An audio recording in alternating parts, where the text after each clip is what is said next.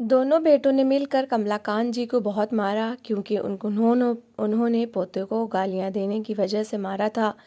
जब पत्नी ने देखा तो बेटों से बोली कि बाप को मारते हुए शर्म नहीं आई और यही बेटे कल को तुम्हें मारेंगे। तो ये सुनकर बहुएं सास को गालियां देने लगी और उन्होंने दोनों बूढ़े माँ बाप को घर से निकाल दिया। कमलाकांत जी पढ़े लिखे थे, वो एक स्कूल में पढ़ाने लगे। वहाँ उनके पोते पढ़ने आते थे तो उन्होंने दादा को देखकर गालियां दी तो उन्होंने पोतों को पीट डाला। और जब अगले दिन कमलाकांत जी के बेटे आए तो कमलाकांत जी ने फौरन छड़ी पकड़ी और दही का छोटा सा पैकेट पकड़े। कमलाकांत जी अपने घर की गली में मुड़े तो उन्हें एक जोरदार झटका लगा।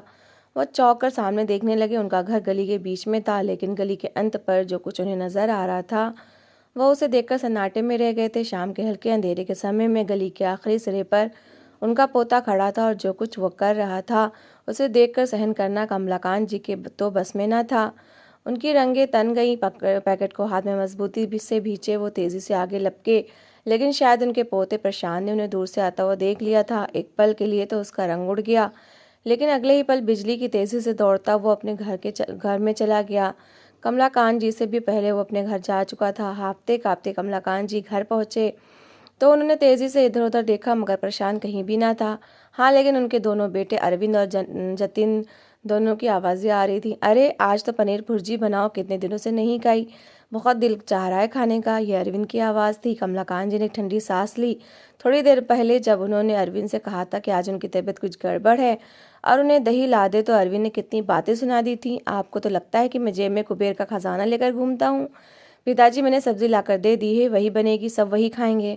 अब मैं अलग से दही के ऊपर पैसे खर्च नहीं कर रहा। आप तो छोटे बच्चों की तरह नखरे करने लगे हैं। मुंह बनाते हुए अरविंद ने उन्हें झाड़ दिया था। कमलाकांत जी शर्मिंदा से हो गए तो उनकी जेब में सौभाग्य से 50 रुपए पड़े थे, जिसे लेकर वो अपने लिए दही ले आए थे। लेकिन अब घर में से निकलती तरह तरह की खुशबुएं उन्हें बता रही थी कि अरविंद और जतिन ने अपनी मर्जी के पकवान बनवा लिए हैं। शाम का अंधेरा फैल रहा था।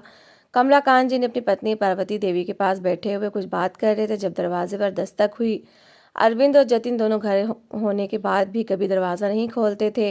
कमलाकांत जी खुद ही अपने बूढ़े शरीर को घसीटते हुए उठे, जाकर दरवाज़ा खोल दिया। सामने उनका पड़ोसी खड़ा था, लेकिन उसके चेहरे के बिगड़ते भाव बता रहे थे कि कोई ना कोई गड़बड़ ज़रूर है। कमलाकांत जी ने हाथ आगे बढ़ाया, मगर उसने हाथ तक न मिलाया, बल्कि हाथ से पकड़कर कमलाकांत जी को घर से बाहर घसीट लिया। कुछ देर तक तो कमलाकांत जी से बात करता रहा। जो कुछ उसने बताया उसे सुनकर कमलाकांत जी के पैरों के नीचे से ज़मीन निकल गई। सिर्फ इसी चीज़ के कारण वो डरे हुए थे और आज उनका शक सच साबित हो गया था। उन्हें पता था जल्दी ही इस तरह की कोई ना कोई बात सुनने को ज़रूर मिलेगी, और जो कुछ उनका पड़ोसी उन्हें बता रहा था उसे सुनते ही कमलाकांत जी को विश्वास हो गया था कि अब बर्बादी उनसे बस कुछ ही कदमों की दूरी पर है। न जाने उन्होंने किस तरह अपने पड़ोसी से माफ़ी मांगी, ये तो बस उनका दिल ही जानता था। माथे पर आया हुआ पसीना बार बार पोंछते हुए शर्मिंदगी से ज़मीन में गड़े जा रहे थे। बड़ी मुश्किल से दरवाज़ा खोलकर वो अंदर आए। सामने सीढ़ियाँ उतरकर प्रशांत नीचे आ रहा था। उसके हाथ में बड़ी सी पतंग थी। वो 14 या 15 साल का लड़का था, जैसे जिसके चेहरे से ही गुंडापन झलकता था। उसे देखते ही कमलाकांत जी के अंदर गुस्से की एक तेज लहर जाग गई। पास से गुजरते हुए प्रशांत को उन्होंने कंधे से पकड़कर अपने बराबर खड़ा कर लिया। क्या है दादा, छोड़ो ना, मैंने सीरियल देखना है, टीवी पर टाइम हो गया है। प्रशांत ने बदतमीजी से अपना कंधा छुड़ाना चाहा, मगर कमलाकांत जी को बहुत गुस्सा आ रहा था। उन्होंने उसे एक जोरदार थप्पड़ दे मारा। प्रशांत थप्पड़ खाते ही गला फाड़कर रोने लगा। कमलाकांत जी उससे कुछ कह रहे थे, लेकिन वो सुन कहाँ रहा था, बस गला फाड़ फाड़ कर रोए जा रहा था और अपने माँ बाप को बुला रहा था। किचन में काम करती उनकी दोनों बहुएं भी जल्दी से बाहर निकल आई थीं। अंदर कमरों से अरविंद और जतिन भी आवाज़ सुनकर बाहर आ गए थे। क्या हो गया प्रशांत को, ये इस तरह क्यों रो रहा है? अरविंद बौखला कर आगे बढ़ा और उसने जल्दी से प्रशांत को अपने साथ लिपटा लिया। दादा ने मारा है बहुत ज़ोर से। ये मुझे कह रहे थे कि पड़ोस वाले घर से सब्जी ला दो, क्योंकि आप लोग अच्छा खाना नहीं बनाते। मैंने मना कर दिया तो उन्होंने मुझे थप्पड़ मारा है। प्रशांत ने इतनी सफाई से झूठ बोला कि खुद कमलाकांत जी हैरान रह गए। वो जो असली बात बताने ही वाले थे, शब्द उनके मुंह के अंदर ही कहीं गुम हो गए। जबकि अरविंद ने खा जाने वाली नजरों से अपने बाप को देखा। दिमाग तो ठीक है आपका, आपने मेरे बेटे को इतनी सी बात पर मारा है? आपकी हिम्मत कैसे हुई? आपने उसके मुंह पर थप्पड़ मारा। मैंने आज तक खुद अपने बेटे के ऊपर हाथ नहीं उठाया और आपने इसे इतनी जोर से थप्पड़ मार दिया है। अरविंद ने कहा। उसकी पत्नी बार बार प्रशांत को देखते हुए खा जाने वाली नजरों से कमलाकांत जी को देख रही थी। पापा जी तो जैसे जैसे बुढ़े होते जा रहे हैं वैसे वैसे उनका दिमाग खराब होता जा रहा है, सठिया गए हैं। ये कल को हमारे बच्चों के गले काट देंगे। बच्चों ने बाहर से न कोई चीज़ लाकर नहीं दी, पागल हो गए हैं ये। मैं बता रही हूँ, उनकी कोई व्यवस्था कर दो। अब मैं अब इस बुढ़े के साथ इस घर में नहीं रह सकती जो मेरे बच्चों पर हाथ उठाए। अरविंद की पत्नी झूठ मूठ के आंसू बहाते लगातार चिल्ला रही थी। जतिन की पत्नी भी बराबर से बोल रही थी।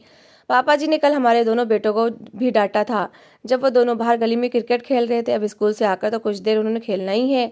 पापा जी को उस पर भी आपत्ति है। उसकी बात ने आग में घी छिड़कने का काम किया। कमलाकांत जी को गुस्सा आ गया। बकवास बंद करो तुम लोग, पहले पूछ तो लो कि हुआ क्या है। इस झूठे लड़के की बात में आ रहे हो। इसको तो मैं बताता हूँ झूठ बोलने की सजा क्या होती है। कमलाकांत जी को गुस्सा आया तो उन्होंने आगे बढ़कर प्रशांत का हाथ पकड़ना चाहा, लेकिन अरविंद को भी गुस्सा आ चुका था। उसने प्रशांत को अपने पीछे किया और एकदम से आगे बढ़कर अपने बाप को एक जोरदार थप्पड़ दे मारा। बस बहुत हो गया, मेरी आंखों के सामने आप मेरे बच्चे को मारते जा रहे हैं। ये नहीं समझे कि मैं कुछ नहीं कहूँगा। मैं वैसे ही आपकी हरकतों से तंग आ चुका हूँ। आए दिन आप हमारी पत्नियों पर गुस्सा करते हैं, उनके बनाए खानों में कीड़े निकालते हैं, कपड़े आपको धुले हुए चाहिए, स्त्री की होनी चाहिए, हर काम समय पर करवाते हैं, लेकिन आपके नखरे खत्म ही नहीं हो रहे। अरविंद ने उन्हें थप्पड़ मारने के साथ एक जोरदार धक्का भी दिया था। वो जो हक्का बक्का खड़े थे, इस धक्के पर उनकी आंखों से आंसू निकलने लगे। जतिन भी नफरत भरी नजरों से उन्हें देखते हुए लगातार बोले जा रहा था। पार्वती देवी अंदर से हांफती कांपती बाहर निकल आई। उन्होंने जब कमलाकांत जी की हालत देखी तो उनका दिल धक से रह गया। ये क्या कर रहे हो? शर्म नहीं आ रही? अपने बूढ़े बाप को मारते हो? तुम लोगों को पढ़ा लिखा कर पाल पोस कर इतना बड़ा किया इन्होंने, और आज इन्हीं हाथों से तुम इन पर हाथ उठा रहे हो। वो पहले ही दिल के मरीज हैं। पार्वती देवी ने आगे बढ़कर कमलाकांत जी को संभालते हुए कहा। जो जमीन पर गिरते जा रहे थे उन्हें बहुत दुख हुआ था, मगर अरविंद और जतिन को कोई पछतावा नहीं था। और तभी जतिन की पत्नी बोली, ज्यादा हमदर्दी दिखाने की जरूरत नहीं है माँ जी। अरविंद भाई ने बिल्कुल ठीक किया है। पापा जी जानबूझकर घर में हर समय लड़ाई झगड़ा फैलाते रहते हैं। अगर हम सुकून से रहते हैं, एक दूसरे से हंसते बोलते हैं, तो पापा जी को सहन ही नहीं होता। और अब तो ये हमारे बच्चों को भी मारने पीटने लगे हैं। आखिर मासूम बच्चों से दुश्मनी ही क्या है उनकी। जतिन की पत्नी बात पर अरविंद पर एकदम चिल्ला कर बोला था, खबरदार, जो आज के बाद किसी ने मेरे बच्चे को हाथ लगाया तो मैं वो हाथ काट दूंगा। उसकी बात पर पार्वती देवी कुछ पल तक उसे देखती रही। बेटा, मैं और तुम्हारे पिताजी इन बच्चों के भी कुछ लगते हैं। अगर हम इन्हें कुछ कह देते हैं तो इनकी भलाई के लिए ही कहते हैं। आज क्या हुआ था तुम इनसे पूछते तो सही। तुम दोनों के दो दो बेटे हैं। बेटों की वजह से घमंड मत करो। बड़े होकर ये भी तुम्हारे साथ वैसा ही व्यवहार करेंगे जैसा व्यवहार आज तुम लोग हमारे साथ कर रहे हो। पार्वती देवी की आंखों में आंसू आ गए थे। घर का माहौल बहुत खराब हो गया था। सभी एक दूसरे पर आरोपों की बौछार कर रहे थे, मगर कमलाकांत जी खामोशी से अपने आंसू साफ करते हुए उठ रहे थे। पार्वती देवी की बात पर जतिन और अरविंद को नए सिरे से गुस्सा आ गया था। अगर आप लोगों को हमारे बच्चे अच्छे नहीं लगते तो निकल जाए मेरे घर से। यहाँ ऐसे लड़ाई फैलाने वालों की कोई जगह नहीं है। अरविंद ने एक झटके से दरवाजा खोलकर उन्हें बाहर का रास्ता दिखाया था। उसकी पत्नी और जतिन की पत्नी दोनों के चेहरे पर खुशी भरी मुस्कुराहट फैल गई। जिंदगी का इतना बड़ा कांटा इतनी आसानी से निकल रहा था, इस बात का तो उन्हें विश्वास ही नहीं आ रहा था। मगर कमलाकांत जी स्वाभिमानी आदमी थे। इतनी बेइज्जती उनकी सहन शक्ति से बाहर थी। उन्होंने खामोशी से अपने कपड़े ठीक किए और पार्वती देवी का हाथ पकड़कर घर से बाहर निकल गए। उनके बाहर निकलते ही जतिन ने आगे बढ़कर लपक कर दरवाजा बंद कर लिया था। ना पिताजी होंगे और ना ही हमारे बेटों पर हर समय गुस्सा करेंगे। अरविंद ने प्रशांत के सर पर प्यार से हाथ फेरा, जो दिल ही दिल में मुस्कुरा रहा था। अगर आज दादाजी वो बात उसके बाद बाप को बता देते तो बड़ा बुरा होता। वो सब लोग दोबारा अंदर कमरों में चले गए थे। अरविंद और जतिन के बेटे बाप को दिखाने के लिए स्कूल का बैग खोल कर बैठ गए थे, जबकि बाहर कमलाकांत जी बहुत परेशान थे। घर से तो निकल आए थे, लेकिन अब कहाँ जाना है इस बात का उन्हें खुद नहीं पता था। रात हो चुकी थी, गलियों में अब सन्नाटा बढ़ने लगा था। अब हम कहाँ जाएंगे कमलाकांत जी? बेटों ने तो घर से निकाल दिया। सारी जिंदगी कमाई से बस यही घर तो बनाया था। पार्वती देवी अचानक फूट फूट कर रोने लगी। कमलाकांत जी ने भरोसा दिलाया और उनका हाथ पकड़कर गली में एक तरफ को चलने लगे। उनके दिमाग में अपने दोस्त का घर आ रहा था, जिससे वो काफ़ी समय हुआ नहीं मिले थे। कॉलेज के टाइम का ये दोस्त दूसरे मोहल्ले में रहता था। काफ़ी देर पैदल चलने के बाद कमलाकांत जी और पार्वती देवी उसके घर के सामने जा खड़े हुए। कमलाकांत जी ने दरवाज़ा बजाया। अंदर से उनके दोस्त देशमुख जी ने जब दरवाज़ा खोला तो कमलाकांत जी को सामने देखकर हैरान रह गए। कमलाकांत जी ने कम शब्दों में जो कुछ उनके साथ हुआ था अपने दोस्त को बता दिया। उनका दोस्त अच्छा इंसान था, वैसे तो वो भी गरीब ही था, लेकिन उसका दिल बड़ा था। उसने अपने घर में पर बना हुआ एक कमरा कमलाकांत जी को दे दिया। चिंता मत करो मेरे दोस्त, तुम जब तक चाहो यहाँ रह सकते हो। गांव से मेरी ज़मीनों की कुछ कमाई आती है जो मेरी अपनी होती है, इसलिए मेरे बच्चों को तुम्हें साथ रखने पर कोई आपत्ति नहीं होगी। देशमुख जी ने आश्वासन दिया तो कमलाकांत जी को थोड़ी शांति मिली, लेकिन वो किसी पर बोझ बनकर नहीं बैठे रह सकते थे। देशमुख जी का बेटा पास के स्कूल में पढ़ाने जाता था। 2 दिन तक तो कमलाकांत जी उसे देखते रहे और तीसरे दिन जब वो जाने लगा तो कमलाकांत जी उससे बात कर बैठे। बेटा, मैं 50 बरस का हो चुका हूँ। अब तक मैं एक सरकारी स्कूल में पढ़ाता रहा हूँ, लेकिन अब क्योंकि वहाँ से रिटायर्ड हो चुका हूँ तो कोई काम नहीं है। अगर तुम चाहो तो एक इस प्राइवेट स्कूल में मेरी बात कर सकते हो। मैं कम सैलरी में भी बच्चों को पढ़ा लूँगा। कमलाकांत जी की बात पर वो लड़का कुछ पल तो सोचता रहा, लेकिन फिर उसने अपने स्कूल में कमलाकांत जी की बात कर डाली। संयोग से उनको हिंदी पढ़ाने के लिए टीचर की ज़रूरत थी। कमलाकांत जी ने इंटरव्यू दिया तो उन्हें कमलाकांत जी बहुत पसंद आए। वैसे भी वो सरकारी टीचर रह चुके थे। उन्होंने हाथों हाथ कमलाकांत जी को लिया। अब तो कमलाकांत जी भी काफ़ी संतुष्ट हो गए थे। वो किसी पर बोझ बनने के बजाय अपने लिए रुपया खुद कमा सकते थे। उन्होंने स्कूल जाना शुरू कर दिया। शुरू के 2 दिन तो बहुत अच्छे गुजर गए, लेकिन तीसरे दिन जब कमलाकांत जी पढ़ाने के लिए क्लास में पहुंचे तो बच्चों ने आसमान सिर पर उठा रखा था। कमलाकांत जी को हैरत हुई। कल तक तो ये क्लास बड़ी अच्छी थी, ज़रूर आज कोई ऐसा बच्चा आया होगा जो पिछले 2 दिन से नहीं आया था। कमलाकांत जी क्लास को कुछ चुप करवाने लगे। चुप करके बैठ जाओ बेटा, क्लास में शोर नहीं करते, पढ़ने का समय हो रहा है, उन्होंने प्यार से कहा और बोर्ड की ओर मुड़ने लगे। लेकिन तभी उनके कानों में एक आवाज़ पड़ी, बड़ा आया बुढ़ा पढ़ाने वाला, मेरे बाप ने तो मारकर घर से निकाल दिया है तुझे, अब यहाँ स्कूल वालों ने कैसे घुसने दिया, देखना यहाँ से भी लाते ही पड़ेंगी। मैं भी जाकर प्रिंसिपल को शिकायत करूंगा, इस बुढ़े को तो धक्के मारकर बाहर निकालें, मुझे इसकी पढ़ाई समझ में नहीं आ रही। कमलाकांत जी के ऊपर जैसे किसी ने घड़ों पानी डाल दिया। वो कांपते पैरों के साथ मुड़े, क्योंकि ये आवाज़ जानी पहचानी थी। वो जो कुछ वो बच्चा कह रहा था वो झूठ तो ना था। कमलाकांत जी ने पलटकर देखा, कुर्सियों के बीच में उनका पोता प्रशांत खड़ा मुस्कुरा रहा था।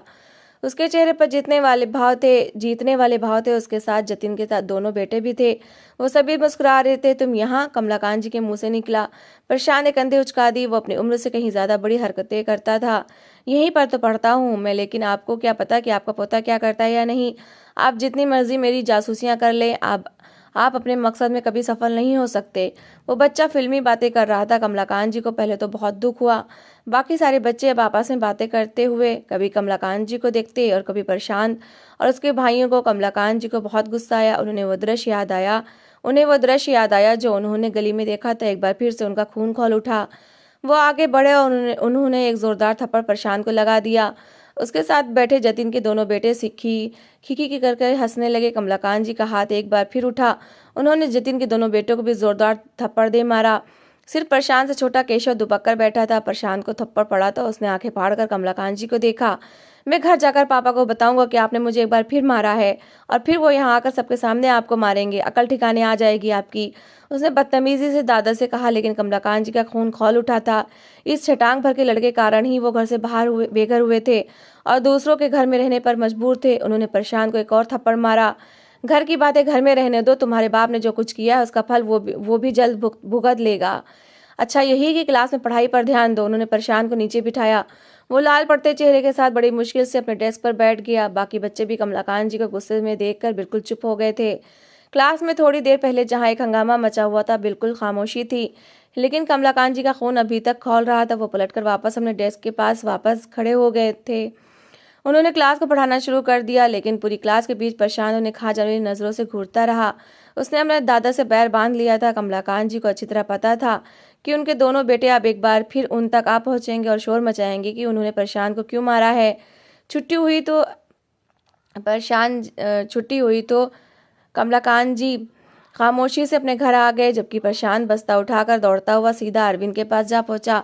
उसने आंखों में आंसू भरकर रो रो कर अरविंद को बताया कि आज स्कूल में कमलाकांत जी ने उसे फिर मारा है। अरविंद और जतिन पहले तो हैरान हुए, लेकिन जब उन बच्चों ने बताया कि कमलाकांत जी हिंदी के टीचर के तौर पर स्कूल में भर्ती हुए हैं तो अरविंद अपने सर पर हाथ मारकर रह गया। पिताजी को भी न जाने क्या परेशानी है, अपने साथ सबकी जिंदगी खराब कर रखी है। अरविंद के मुंह से निकला तो प्रशांत मुस्कुरा दिया। अब एक बार फिर उसका बाप दादा से लड़ने जाएगा। लेकिन इससे पहले कि वो उठता, अरविंद की पत्नी पूजा अंदर से परेशान चेहरा लिए बाहर आई। सुनिए, मुझे कल आपने महीने के भर के राशन के पैसे दिए थे, वो अलमारी में नहीं है। मैंने पूरी अलमारी छान मारी है। अरे वहीं पर होंगे, घर में तो कोई आया ही नहीं, भला किसने लेने हैं, आगे पीछे हो गए होंगे, जरा आराम से देखो। अरविंद ने सिर झटक कर कहा। लेकिन पूजा बहुत परेशान नजर आ रही थी। आप अंदर आकर देखे तो सही, अलमारी में पैसे कहीं भी नहीं है, बल्कि पूरे कमरे में ही नहीं है। अब की बार उसने कहा तो अरविंद को भी थोड़ी सी परेशानी हुई। कहाँ चले गए पैसे? मैंने तो सैलरी में से आधे से ज़्यादा पैसे तुम्हें दे दिए थे। अब मेरे पास तो इतने पैसे हैं ही नहीं कि पूरा महीना खर्चा चलाया जा सके। पागल औरत हो तुम, न जाने कहाँ रख दिए पैसे, उसने गुस्से से कहा। और दोनों पति पत्नी उठकर अंदर कमरे में चले गए। ये देखें बिना कि प्रशांत का रंग एक पल के लिए उड़ गया था। लेकिन जल्द ही उसने खुद पर काबू पा लिया। सच में पूजा ठीक कह रही थी। अरविंद ने अलमारी की तलाशी ली, लेकिन कहीं भी उस सफ़ेद रंग के लिफाफे का नामो निशान न था जिसके अंदर पैसे रखकर अरविंद ने अपनी पत्नी को दिए थे। अब तो वो खुद भी बहुत परेशान हो गया था कि कहाँ चले गए पैसे, क्या घर में कोई चोर आया था। लेकिन चोर आया होता तो पता तो चलता। दोनों पति पत्नी सर पकड़कर बैठे थे और तभी बराबर वाले कमरे से जतिन की पत्नी घबराई हुई अंदर आई। भाभी, मेरे सोने की चेन नहीं मिल रही। डब्बा तो है लेकिन उसके अंदर से चेन गायब है। कहीं आपने तो नहीं ली पहनने के लिए? जतिन की पत्नी ने कहा। तो पूजा के चेहरे भाव एकदम बिगड़ गए। अरे मैं क्यों लूंगी तुम्हारी चेन पहनने के लिए? अगर लेनी होती तो पूछ कर लेती। फालतू में मुझ पर क्यों आरोप लगा रही हो? मैं तो खुद परेशान हूँ। मेरे अच्छे भले रुपए गायब हो गए हैं। जतिन की पत्नी का रंग उड़ गया। वो उल्टे कदम वापस अपने कमरे में जा घुसी। थोड़ी देर के बाद अरविंद और पूजा भी उसके कमरे में गए, जहां वह दोनों पति पत्नी कमरे की हर चीज पलटे सोने की चैन ढूंढ रहे थे। भाई, मुझे अब अंदाजा हो रहा है कि घर में किसी कीमती चीजें पहले भी गायब हुई हैं। मेरा वो लाइटर जो मुझे कनाडा वाले दोस्त ने गिफ्ट किया था वो भी गायब है। मैं पैसे जहाँ कहीं रखता हूँ वहां से गायब हो जाते हैं। मुझे लगता है कि शायद इस्तेमाल हो गए होंगे, लेकिन अब अंदाजा हो रहा है कि इस्तेमाल तो कहीं भी नहीं होते, बल्कि कोई उन्हें चुरा लेता है। शायद हमारे घर में चोरियां हो रही हैं। जतिन ने कहा तो अरविंद ने भी परेशानी से दाएं बाएं देखा। चोर घर में आता है, लेकिन हमें पता क्यों नहीं चलता? इस बार तो मेरे इतने सारे क्यों पैसे चोरी हो गए हैं? अब हमारा महीना कैसे गुजरेगा? अरविंद बहुत परेशान था। लेकिन इससे पहले कि वो दोनों बात की गहराई तक पहुंचते, बाहरी दरवाजा बजा। अरविंद ने जाकर दरवाजा खोला। सामने उनका पड़ोसी खड़ा था जो कड़े तेवरों से अरविंद को घूर रहा था। भाई साहब, मैंने पहले भी आपके पिताजी को शिकायत लगाई थी, लेकिन लगता है कि आप लोग अपने बच्चों की परवरिश करने के बजाय सारा दिन दूसरी चीज़ों में ज़्यादा बिजी रहते हैं। मैं बता रहा हूँ, अगर आज के बाद इस लड़के ने मेरे घर में चोरी की तो मैं इसको सीधा पुलिस के हवाले कर दूंगा। मैं तो कमलाकांत जी का पड़ोसी होने का लिहाज कर रहा हूँ, लेकिन आप लोगों को तो अपने बच्चों का लगाम लगाकर डालकर रखना आता ही नहीं। पड़ोसी बोलने पर आया तो बोलता ही चला गया। अरविंद के पैरों के नीचे से जमीन निकल गई।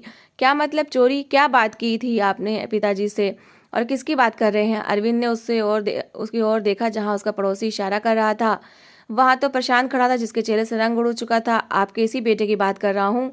पिछली बार भी इसे मैंने आपके छोटे बेटे के साथ मिलकर मेरे घर का दरवाजा खोलते हुए पकड़ा था। मैंने कमलाकांत जी को बताया था तो वो शर्मिंदा तो खूब हुए, लेकिन उन्होंने भी यही कहा कि उन्होंने गली के अंत में प्रशांत को एक घर में से कुछ पैसे चोरी करते हुए देखा था, इसलिए उन्होंने मेरी बात का विश्वास कर लिया। उस दिन जब मैंने उन्हें आकर बताया था तो शायद आप लोगों ने उनकी बात का विश्वास नहीं किया और उन्हें मारकर इस घर से निकाल दिया। मैंने भी बात नहीं की कि कहीं बात ज़्यादा ना बढ़ जाए, लेकिन आज आपके इस बेटे ने दोबारा से मेरे घर में चोरी करने की कोशिश की है। ये मेरे बेटे के साथ खेलने के बहाने घर में आता है और घर की कोई ना कोई कीमती चीज़ उठाकर भाग जाता है।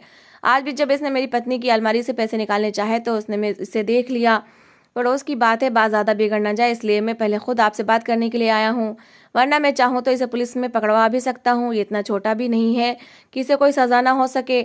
ऐसे बेटे पर ध्यान देने के बजाय आपने अपने बूढ़े माँ बाप को घर धक्के मार कर घर से निकाल दिया। शर्म आनी चाहिए आप लोगों को। पड़ोसी की बात पर अरविंद भौचक्का हो गया था। जतिन भी वहीं खड़ा था और उसका मुंह भी हैरत के मारे खुल गया।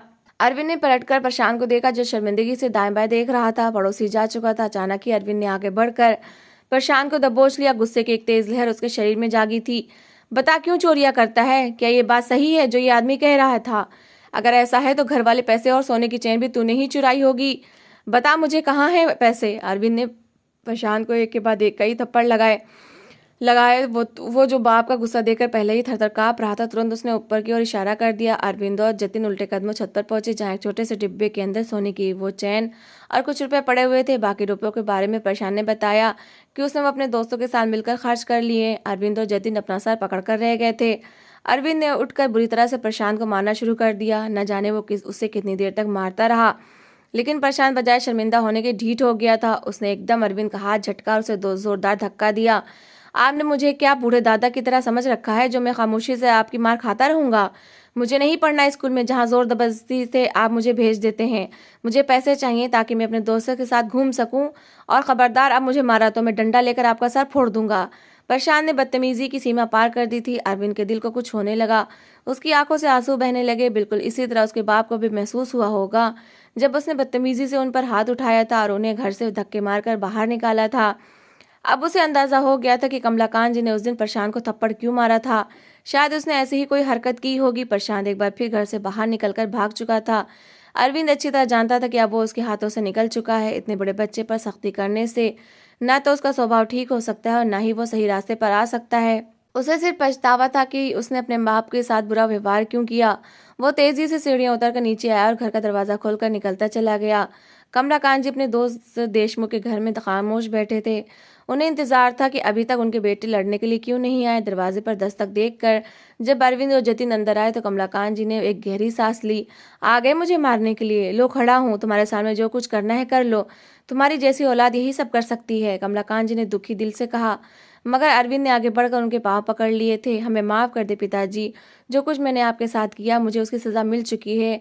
मेरी औलाद बिगड़ गई है। मुझे अंदाजा हो गया है कि उस दिन आपने प्रशांत को क्यों मारा था। वो रोते हुए कह रहा था। कमलाकांत जी को पहले तो हैरत हुई, लेकिन फिर उन्होंने नीचे झुककर अरविंद को उठाकर अपने बराबर खड़ा कर लिया। कुछ देर रोने के बाद अरविंद का दुख थोड़ा कम हुआ तो उसने पड़ोसी वाली बात कमलाकांत जी को बता दी। कमलाकांत जी ने गहरी सांस ली। उस दिन जब मैं दही लेकर आया तो गली के कोने पर प्रशांत किसी के घर के बाहर निकल रहा था। उसने अपने हाथों में बहुत से नोट पकड़ रखे थे और बार बार उन्हें गिनते हुए अपने दोस्त को कुछ इशारे कर रहा था। मुझे उसकी आदतों पर पहले ही शक था। मुझे अंदाजा हो गया कि वो चोरी करके निकला है और फिर हमारे पड़ोसी ने भी वही सब बताया। चिंता मत करो, भगवान से प्रार्थना करो, उससे सुधारने की कोशिश करो। अभी ज्यादा देर नहीं हुई। कमलाकांत जी की बात पर अरविंद को थोड़ी उम्मीद नजर आई थी। चले पिताजी, अपने घर चले, अब मैं यहाँ आपको नहीं रहने दूंगा। अरविंद और जतिन दोनों ने ही आगे बढ़कर उन्हें कहा था। पार्वती देवी मुस्कुरा रही थी। आखिर उनके बच्चों को अकल आ ही गई थी। तो दोस्तों, इस कहानी को लेकर आपकी क्या राय है कमेंट बॉक्स में ज़रूर बताएं। और अगर आपको हमारी आज की कहानी अच्छी लगी हो तो प्लीज़ इसे लाइक ज़रूर करें। अगर आपने अभी तक हमारे चैनल को सब्सक्राइब नहीं किया तो ज़रूर कर लीजिए। तो मिलते हैं ऐसी ही एक और मोटिवेशनल कहानी के साथ। Thanks for watching.